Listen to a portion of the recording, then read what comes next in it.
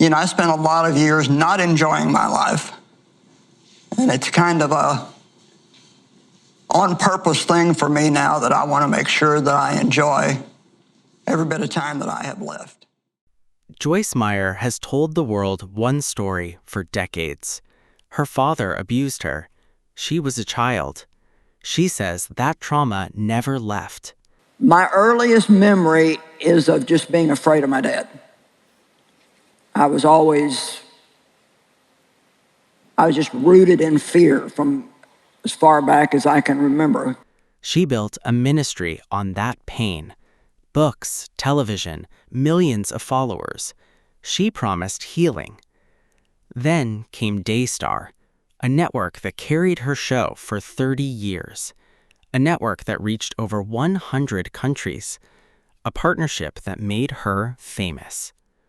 But in January 2025, something broke. Daystar's founders, Joni Lamb and her family, were accused of covering up child abuse. The allegations are unproven. Daystar denies them. Most televangelists stayed quiet, not Joyce Meyer. She pulled her show. Her son, Dan, who runs the ministry, released a statement. He said, "Due to the nature of these allegations and my mom's own story, we feel a profound responsibility to stand for truth." But here is what no one reported. Behind the scenes, insiders say she hesitated. She almost did not leave. What made her change her mind? That answer requires going back 70 years. Joyce Meyer was born in St. Louis, Missouri. Her real name is Pauline. She says her father hurt her in ways no child should experience. She kept that secret for years. When she grew up, she got married. Her husband's name is Dave. She worked as a secretary. She went to church. But something was still broken inside. In the 1970s, she started teaching Bible studies. People listened. They said she had a gift. She talked about pain, about... How many of you have some kind of sickness or pain in your body? See? Oh my gosh. Just imagine. No wonder the devil wants us to feel bad. Imagine what we could do. Healing, about a God who does not abandon you. Soon she was on the radio, then television. By 1993, she launched a show called Enjoying Everyday Life. It grew fast, too fast for local TV. That's when Daystar came calling. Daystar was a new kind of Christian network. They reached millions. They promised to put her show everywhere. Joyce Meyer said yes. For 30 years, it worked. She preached, they broadcasted. Donations poured in. By 2003, her ministry was making almost $100 million a year. She bought a private jet. She owned multiple homes. The IRS started asking questions. But none of that stopped her. Until 2025. Until the allegations. What allegations? They were not about her. They were about the family who ran Daystar. And that family had a lot to lose. Joni Lamb started Daystar with her husband in the 1990s. Together, they built an empire. They became famous in Christian television. Their children worked for the network. It was a family business. Then, in 2024 and early 2025, reports surfaced. Multiple people accused the Lamb family of covering up child abuse. The details are graphic. The allegations are serious, but they are not proving in court. Daystar released a statement. They denied everything. They said law enforcement was investigating and found no charges. But that claim came from Daystar. Been given all of the evidence and is writing a story that will be out soon. Multiple national reporters have been given all of the evidence as of this alone. No independent source confirmed it. Other televangelists stayed silent. They did not want to lose their time slots. They did not want to anger the Lamb family. Joyce Meyer watched from Missouri. She had a decision to make. Her son Dan is the CEO of her ministry. He watches the news. He reads the reports. He knows his mother's history. Dan picked up the phone. He called Daystar. Then he issued a public statement. He said they were pulling the show immediately. He used 7 words that changed everything. Due to the nature of these allegations and my mom's own story. People read that sentence over and over. They realized Joyce Meyer was not just a businesswoman making a cold decision. She was a survivor drawing a line in the sand. But here's the part nobody knows. Behind closed doors, Joyce almost said no to leaving. Why would she hesitate?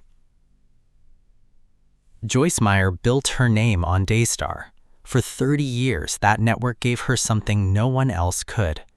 Access, reach, credibility in the Christian world. Leaving meant losing millions of viewers. It meant smaller donations. It meant giving up control over her biggest broadcast platform. Her advisors warned her. They said, wait for more evidence. Wait for a court ruling. Do not act on allegations alone. Some of her friends stayed on Daystar. They told her she was overreacting. They said the lambs were innocent until proven guilty. Joyce listened. She prayed. She thought about her bank account. She thought about her legacy. Then she thought about her father. She has spent decades telling her story. She wrote books about abuse. She built conferences around healing. She promised survivors that she believed them. How could she stay silent now? That is when she made the call. She told Dan to pull the plug. No hesitation, no waiting. But she also left one door open. She said she would return to Daystar if the situation was satisfactorily resolved. No one knows what that phrase means. The lambs do not know. Her own lawyers do not know. Joyce Meyer will not explain it. And that mystery is tearing Daystar apart. Daystar reacted immediately. They released a public statement saying, "We love and appreciate Joyce Meyer." Then they filled her time slot with another show. Within days, her voice was gone from the network, like she was never there. Other ministries watched closely. They wanted to see if Joyce Meyer would be punished for leaving. Would her donations drop? Would her viewers follow her? Jimmy Evans, another famous televangelist, made the same decision. He pulled his show from Daystar at the same time. That was not a coincidence. But most stayed. They needed the money. They needed the exposure. They decided the allegations were not their problem. Joyce Meyer saw this and said nothing. She did not attack the ones who stayed. She did not name names. She just moved on. She started broadcasting directly from her own website and app. She told her followers, "I am not gone. I am just changing the channel." But behind the scenes, Daystar was bleeding. Advertisers got nervous. Donors asked questions. The Lamb family went silent on social media. Then the rumors started. Someone on YouTube claimed Joyce Meyer had been arrested. The video got millions of views. It was a complete lie. There is no record of any arrest. The rumor was made up by clickbait channels trying to profit from the chaos. But the fact that people believed it shows how messy this story has become. Joyce Meyer has faced scandals before. This is not her first crisis. In 2007, Senator Chuck Grassley investigated her ministry. He wanted to know why televangelists were spending donations on luxury items. Investigators found a $23,000 commode. They found a $2 million private jet. They found multiple mansions. The news reports were brutal. Headlines called her greedy. Critics said she was a false prophet. Joyce Meyer did not run. She did not hide. She joined the Evangelical Council for Financial Accountability. She started publishing public audits. No charges were ever filed. She learned something from that fight. When you are in trouble, you do not wait. You act first. You control the story. That is exactly what she did with Daystar. She did not wait through a trial. She did not wait for proof. She left first and asked questions later. But there is another reason she acted so fast. Her own history with money and faith is complicated. For years, she taught the prosperity gospel. She said if you are sick, you do not have enough faith. If you are poor, you are not believing hard enough. Then in 2019, she admitted she was wrong. She said, if your child died, you didn't have enough faith. That is not right. She walked back her own teachings, but her old books are still out there. Her old sermons are still on YouTube. Critics say she cannot have it both ways. Now with Daystar, she's trying to have it both ways again. She left, but she left the door open with those 3 words, satisfactorily resolved. Now she waits. She watches. She lets Daystar twist in the wind. If the lambs are cleared, she can return and say, I was protecting my brand, not accusing anyone. If the lambs are found guilty, she can say, I left before anyone else, I was on the right side of history. Either way, she wins. That is not morality, that is strategy. And Joyce Meyer has always been a strategist. She turned $100 million into a global empire. She survived a Senate investigation. She walked back a false theology without losing her audience. This Daystar decision is the same playbook. Act fast, control the narrative, leave yourself an exit. But there is one person who is not playing along, Joni Lamb, and she is furious. Joni Lamb did not become a television mogul by being quiet. When Joyce Meyer left Daystar, Joni waited. Then she struck back. Daystar announced they were filling Joyce's time slot permanently. They said, we have many partners who love us. The message was clear. Joyce Meyer is replaceable. But behind the scenes, sources say Joni was furious. She felt betrayed. Joyce did not call her personally. She did not give a warning. She just left. That silence is louder than any statement. In the world of televangelism, loyalty is everything. Networks protect their stars, stars protect their networks. Joyce Meyer broke that rule. Now, other televangelists are watching to see what happens next. Will Daystar survive? Will Joyce Meyer's donations drop? Will anyone else leave? So far, most have stayed. They need Daystar more than Daystar needs them. But the balance is shifting. Joyce Meyer is still broadcasting. She is still selling books. She still has millions of followers. She did not need Daystar as much as everyone thought. That is the real story here. Joyce Meyer proved she can walk away from the biggest network in Christian television and keep going. But she left one question unanswered. What does satisfactorily resolved actually mean?